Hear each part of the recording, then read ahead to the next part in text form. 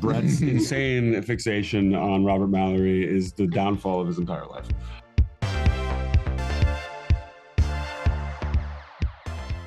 What did you all think of Homer's dancing? Oh, fantastic. What did you think of my dancing? It actually is one of my favorite scenes in the show. Yeah. He hasn't seen it. I'm telling him this every day. It was a lot of fun to shoot. How long did it take? To learn? It's just a film. To film, we did that over the course of, we did the dancing over the course of 2 nights. That whole kind of night sequence in episode 4 was shot over the course of a week.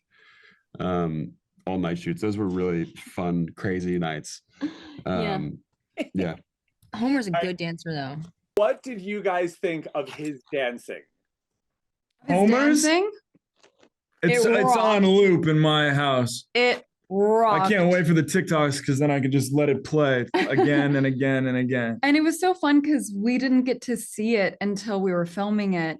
And then we saw a lot of it. And then we saw a lot of it. Close at hand. He committed 100% every single take. And those reactions that you're seeing are genuinely our real reactions to seeing Homer do that. Yeah. And it was also, it interrupted such an intimate moment with us. Yeah, to that point, probably the most serious moment we had shot. And then Funky Town would get piped in. Going from the weakness in me to Funky Town. It's just like a slap in the face, and we have very different reactions. Yeah, you're like, damn. I'm like, oh, he's got moves, and you're like, come on. Yeah, it's perfect. His read on Robert Mallory when he enters the social circle here is far from everyone else's read. But do you feel that his singular kind of focus on this guy causes him to miss how out of control his girlfriend has become? I can answer this. Okay. I'm gonna step in. Brett's insane fixation on Robert Mallory is the downfall of his entire life. Anyway. Yeah. Continue. Yeah. I think it's a matter of priorities and triage. I think the fact that there is a new kid in the school who is potentially killing people, I think takes priority over what is happening in my girlfriend's life, unfortunately. Not that I don't love her and care for her as a human being. Yeah, I would also say what's really interesting and not explored is just his home life and what's going on at home. The lack of supervision, like growing up, you don't have supervision and it affects your behavior. It was unhinged.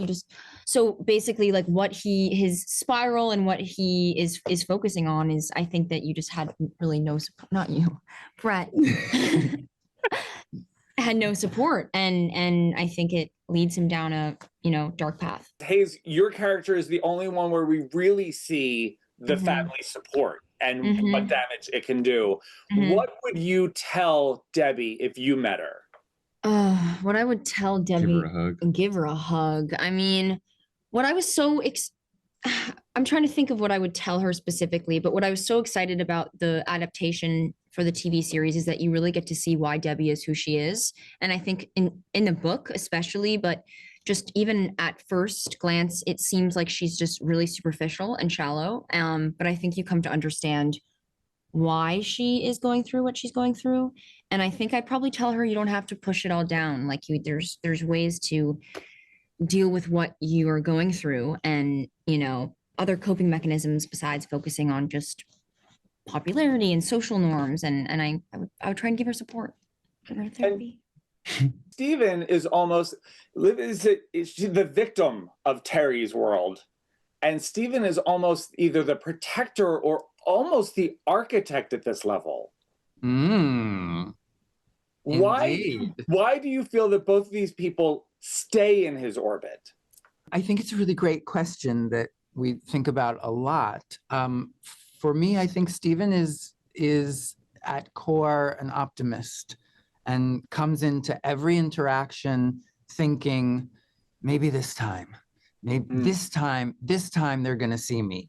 This time they have to get it because it's so obvious.